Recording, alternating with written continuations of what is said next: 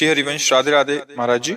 अभी मैं कॉलेज में पढ़ रहा हूँ महाराज जी। हमारी जनरेशन बहुत ज्यादा गलत कामों में लगी है और गर्लफ्रेंड बॉयफ्रेंड बनाना एक ट्रेंड सा चल गया है और बचपन के दोस्त भी गलत रास्तों पे चल चुके हैं और साथ रहने के कारण कभी कभी मेरा मन बहुत ज्यादा डिस्टर्ब हो जाता है, जबकि श्री जी कृपा से आज तक कुछ गलत कार्य नहीं हुआ। महाराज जी कृपा करके इस विषय पे भी मेरा मार्गदर्शन करें। वैसे कई बार इस विषय पे चर्चा हुई है, पर हमें लगता है कि हम दूसरों को नहीं संभाल सकते, हमें अपने को संभालना है। सिद्धांत की बात समझो, दूसरे गलत कर रहे हैं, हमको नहीं करना है, फिर हमको कोई परास्त नहीं कर सकता। दूसरे सुधरे तो हम सुधरे, कभी सुधर नहीं सकते। हमको अपने आप को सुधारना है। तेरे भावे जो करे, भलो बुरो संसार, नारायण तू बैठ के अपनो भवन बिहार। अपने हृदय को हमको ऐसे, ये बहुत ही विध्वंसकारी वृत्ति है, जिसे गर्लफ्रेंड बॉयफ्रेंड जो शब्दों से उच्चारण किया जाता है, ये विध्वंसकारी वृत्ति है। धर्म का नाश, पवित्रता का नाश, बुद्धि का नाश, वैभव विभूति का नाश, किसी भी तरह मंगल है ही नहीं। कोई भी कहीं भी कुछ भी अच्छा नहीं है। अगर इसमें कुछ भी अच्छा होता तो जरूर कोई न कोई सूत्र निकलते, लेकिन इसमें कुछ भी अच्छा नहीं। हमारे भारत की रीति रही है, हम जिस भूमि में पावन जन्मे हैं उस भूमि की बात कहते हैं। जब तक बालिका का पाणी ग्रहण न हो तब तक वो किसी पुरुष का संयोग नहीं करती थी। जब तक पुरुष पाणी ग्रहण स्वीकार ना कर ले तब तक वो संयोग। मित्रता है हमारी, आप मित्रता में दोष नहीं, पर मित्रता का बहाना लेकर जो भोग वासना में उतर जाना है, ये बहुत ही हानिकारक है, बहुत ही हानिकारक है। अब तो ऐसा भी सुनने को मिला है कि वो कौन सा लिव इन रिलेशन तो क्या कहते हैं। अब बोलो क्या जीवन, तुमने क्या समझा? बाजार की दुकान की वस्तु समझा क्या कि हमने ले लिया, हमने देखा स्वाद नहीं, हमने छोड़ दिया? ये आप खिलवाड़ समझते हो? किसी के जीवन के साथ खिलवाड़ कर देना या अपने जीवन के साथ खिलवाड़ कर देना, ये बहुत ही ना आप देशभक्त बन सकते हैं, ना आप माता पिता के भक्त बन सकते हो, ना आप भगवान के भक्त बन सकते हैं। आपका जीवन कूड़ा हो जाएगा। ये जो आज का समय चला है, भगवान बचावे, इसीलिए कलिकाल विहाल किए मनुजा, नहीं माने को अनुजा तनुजा। तो सब भाव भ्रष्ट होते चले जा रहे हैं। जहां हमारी सुरक्षा होनी चाहिए वहीं हम अपने आप का नाश कर रहे हैं। वैसे उचित यही है कि अपने को संभालने की चेष्टा करो, दूसरों को प्रणाम करो, ऐसे लोगों का संग मत करो।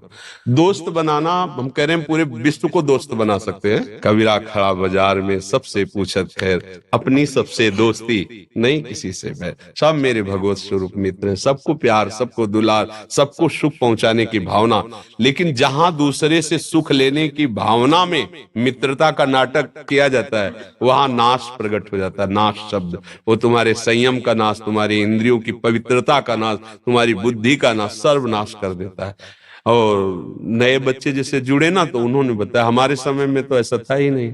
ये मोबाइल नहीं था, गर्लफ्रेंड बॉयफ्रेंड, ये तो शब्द ही नहीं थे, शब्द ही नहीं। और सच्ची कहते हैं, गाँव का ऐसा पवित्र जीवन कि 10, 12, 14 वर्ष तक तो उनको यही पता नहीं रहता था कि स्त्री पुरुष का कोई ऐसे व्यवहार भी होते। खेल रहे, नहा रहे, कूद रहे, ऐसा पवित्र। अब 8-10 वर्ष का बच्चा मोबाइल का पूरा इंजीनियर है। वो पूरी सब बातें जा, आज तक मोबाइल चलाना नहीं आया, जीवन में कोई मोबाइल नहीं रखा, आज भी नहीं है। तो बहुत संभलो, बहुत कलयुग का प्रभाव बढ़ रहा है।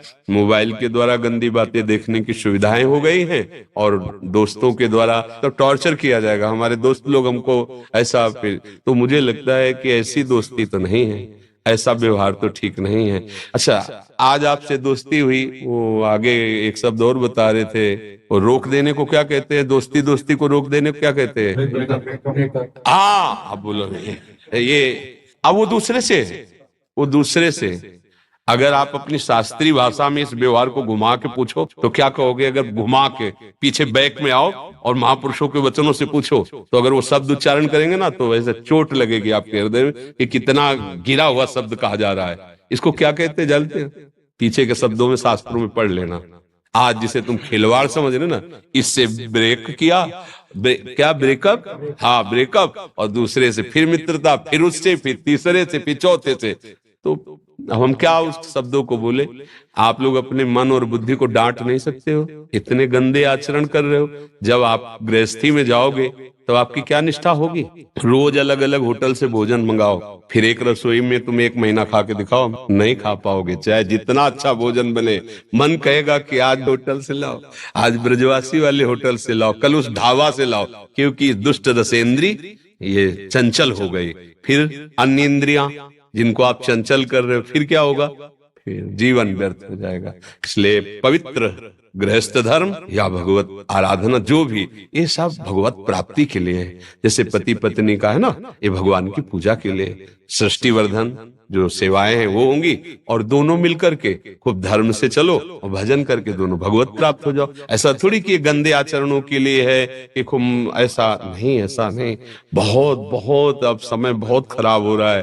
वो अपने लोगों की बातें सबको समझ में नहीं आएंगी, क्योंकि छोटे छोटे अवस्था के लोग शराब पीने लगे, मांस खाने लगे।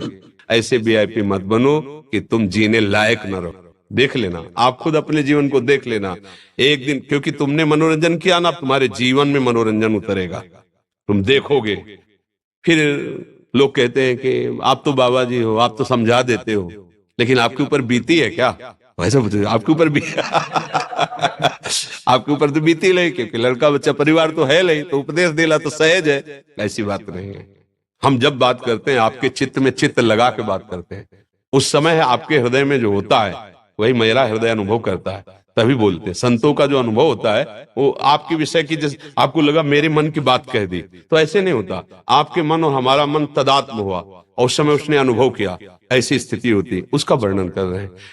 तदात्मता से ही सब हमारे भगवत स्वरूप हो, और जहां एक मन करके लगाओ वो अपने आप पता चल जाता है कि आपकी मन स्थिति कितनी है, कैसी है। ऐसा संसार में होता है तो आपको कैसे पता चला? क्योंकि आपके मन में मन को लगाया गया, तो पता चल जाता है, हाँ ऐसा ऐसा।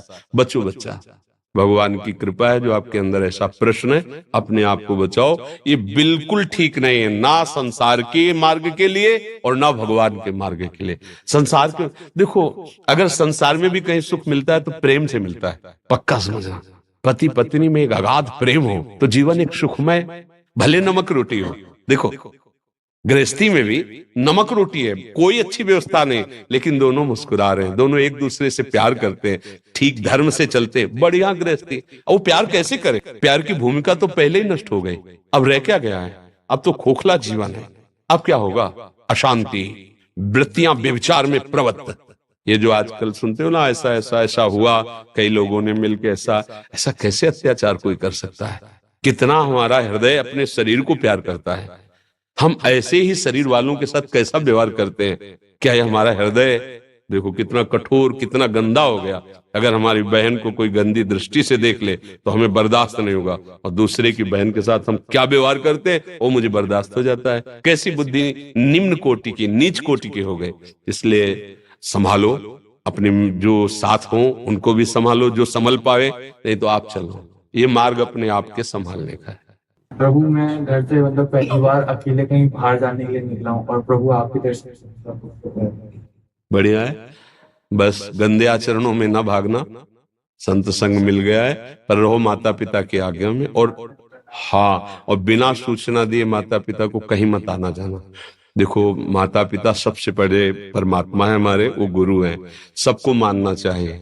वयोवृद्ध माता पिता का व्यवहार नहीं देखना चाहिए, वो चाहे गाली दें, कड़ुआ व्यवहार करें, पर आपको है कि जब तक उनका शरीर रहे, उनकी दासता से युक्त रहोगे तो जीवन सुखी रहेगा। माता पिता भले कड़ुआ बोले, लेकिन जितना वो प्यार करते हैं ना हृदय से, दूसरा नहीं करेगा।